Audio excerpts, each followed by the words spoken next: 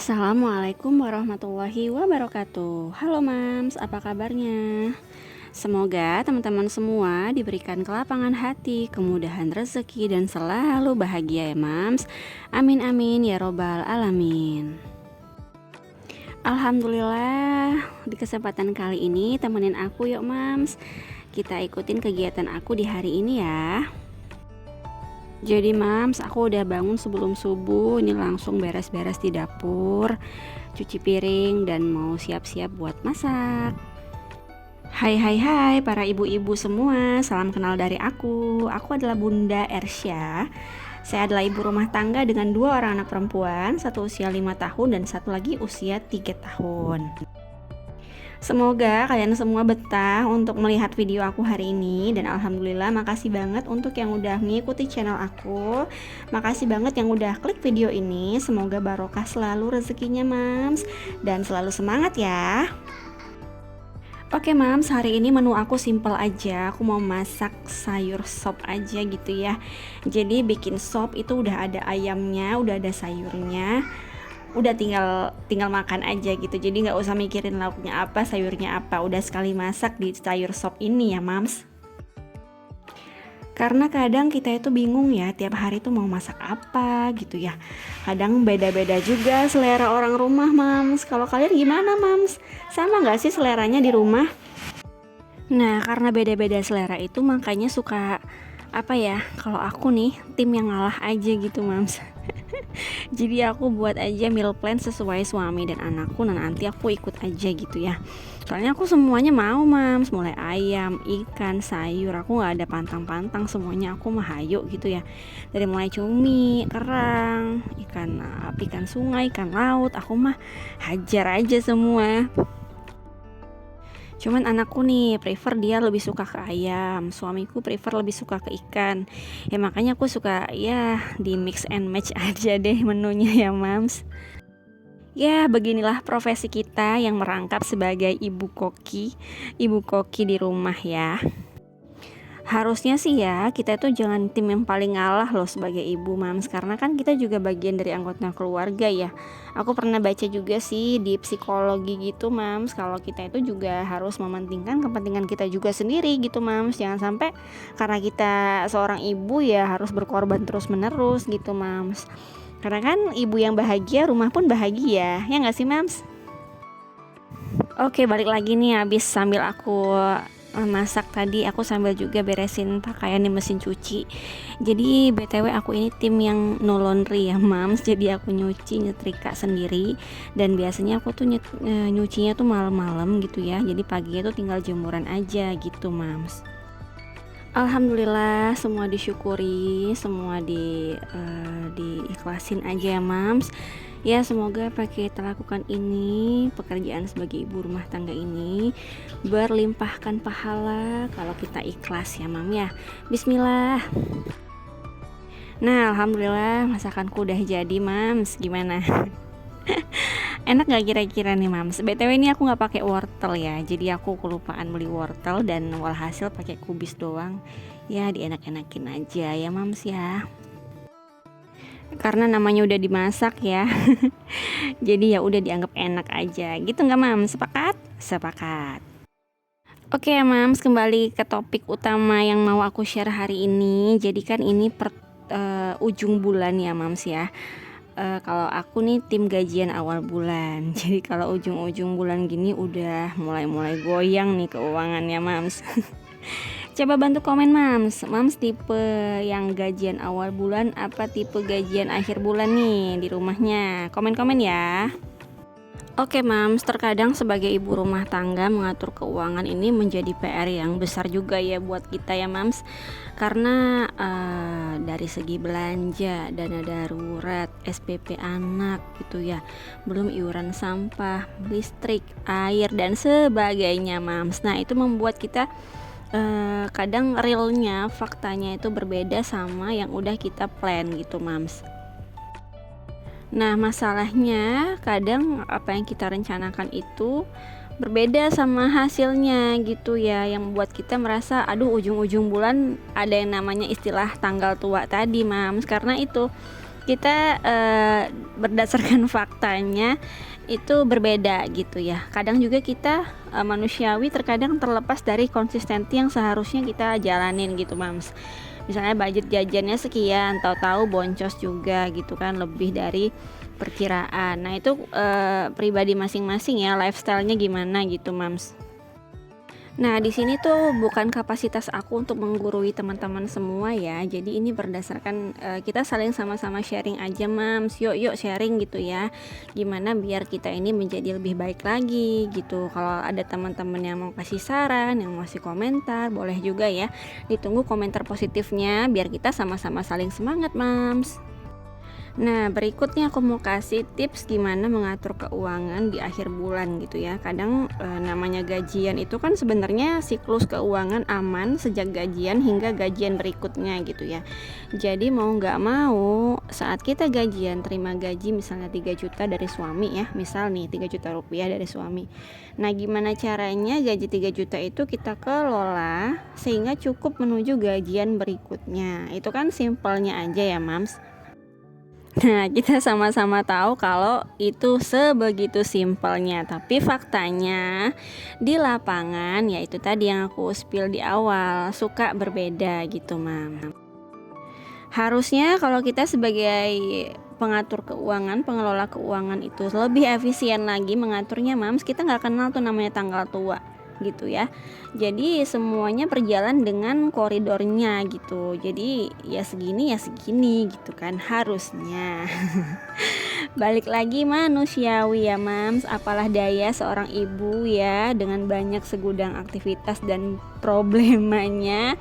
Masih ada juga missnya Mams. Yuk maafin diri, kita belajar lagi lebih baik. Bismillah ya Mams. Nah, biasanya faktor-faktor apa sih yang menyebab kita itu kenal dengan tanggal tua ya? Tanggal tua yang notabene kita mirisnya di akhir-akhir menuju gajian berikutnya ya. Jadi sempat oleng gitu kan. Nah, apa sih faktor-faktornya gitu? Yang pertama itu biasanya karena hutang, Mams, ya. Hutang atau cicilan itu sangat berpengaruh dengan kelangsungan keuangan kita gitu ya. Nah, makanya aku doakan mungkin bagi Mams yang punya hutang atau cicilan, aku doakan semoga ya Allah semuanya segera selesai ya Mams, karena ini merupakan faktor juga, faktor keuangan kita tuh suka goyang gitu, karena kita harus, yang pertama kita harus melunasin hutang itu. Jadi kalau bisa secepatnya Mams, aku doakan semoga semua hutang-hutangnya selesai ya Mams ya.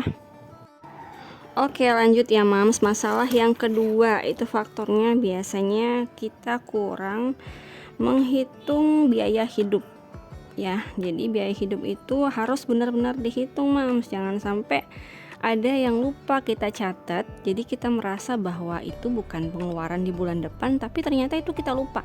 Misalnya nih kita lupa kalau SPP anak itu harus dibayar di bulan depan gitu ya, tapi kita lupa catat di pengeluaran, walhasil kan harus dibayar di bulan depan. Nah itu jadi miss kan Mams. Jadi seharusnya anggaran itu bisa dipakai buat yang lain, tapi akhirnya nggak ketutupin karena mau bayar SPP.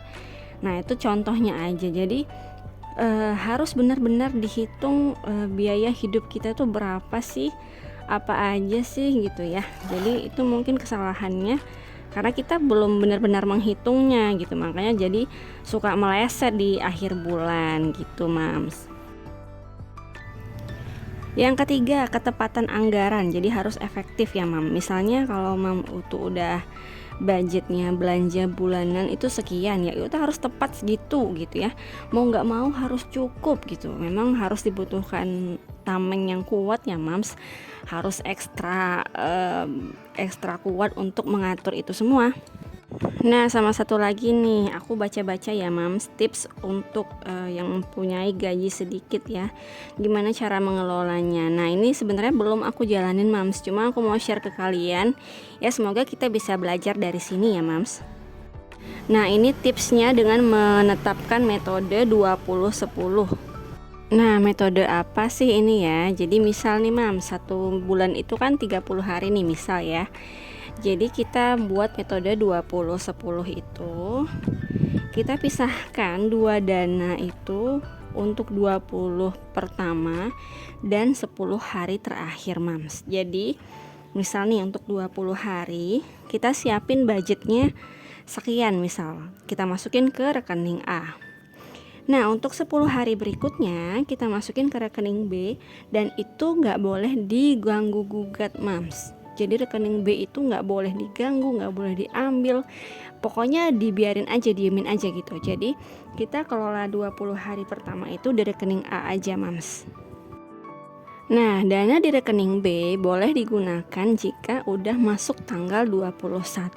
Nah ini sih bisa ya Mams ya, kayaknya masuk akal ya. Berdasarkan sharing tersebut, dipercaya metode ini tuh bisa mengurangi resiko tanggal tua tanda kutip tadi Mams. Jadi keuangan kita bisa lebih aman gitu.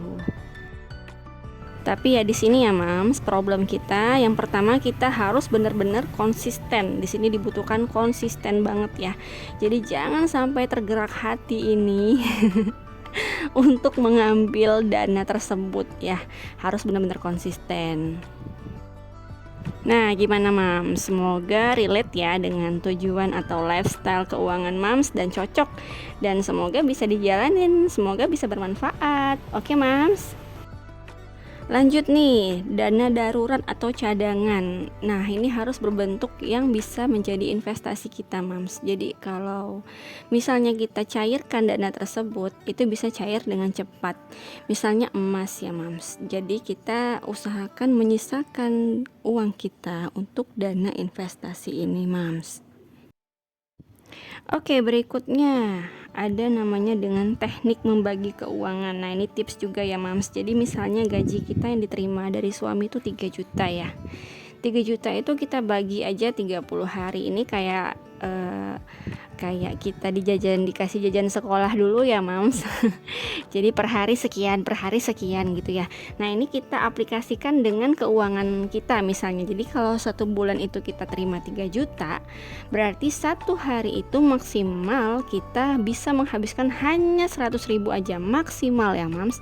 Kalau bisa ya lebih di bawah itu kalau bisa, tapi maksudnya lebih dari 100.000 itu udah cut, nggak boleh gitu aja Mams. Kalau emang mau lebih simple lagi ya, atau enggak metode yang tadi, semua tergantung dari lifestyle-nya kalian. Oke, yang terakhir Mams, ini yang suka menjadi kesalahan juga bagi kita ya, mungkin bagi aku juga, atau enggak ada teman-teman yang merasakan bahwa kita misalnya punya bonus itu kita belanjakan sekaligus, belanjakan secara langsung. Wow, ini ternyata fatal Moms. Ternyata kenapa fatal? Karena dana bonus itu kan di luar dari pengeluaran bulanan ya. Jadi dana bonus itu di luar bukan pengeluaran, di luar penghasilan yang kita dapatkan sebulan. Nah, jadi bagusnya jika kita punya dana bonus itu langsung kita masukin di investasi. Itu kalau kita nggak ada cicilan ya Mams. Kalau kita punya cicilan, dana bonus itu langsung kita lunasin buat cicilan atau hutang. Tapi jika enggak, kita harus sisihkan langsung buat investasi. Misalnya kita dapat bonus 3 juta, itu langsung kita beliin emas aja Mams gitu. Jadi kita nggak mikir-mikir lagi dana itu berapa, sekian untuk beli apa, tergoda beli ini itu, langsung aja buat investasi. Karena itu bisa menjadi cadangan kita, dana darurat gitu ya Mams. Overall ya sekian dulu Mams. Ada 6 poin nih yang udah aku sharing ke teman-teman semua. Dan semoga hal ini menjadi pembelajaran buat kita ya, buat sama-sama semangat, sama-sama belajar lebih baik lagi. Makasih ya Mams sudah nonton video ini. Sampai jumpa di video selanjutnya ya. Maaf kalau ada salah kata Mams. Assalamualaikum.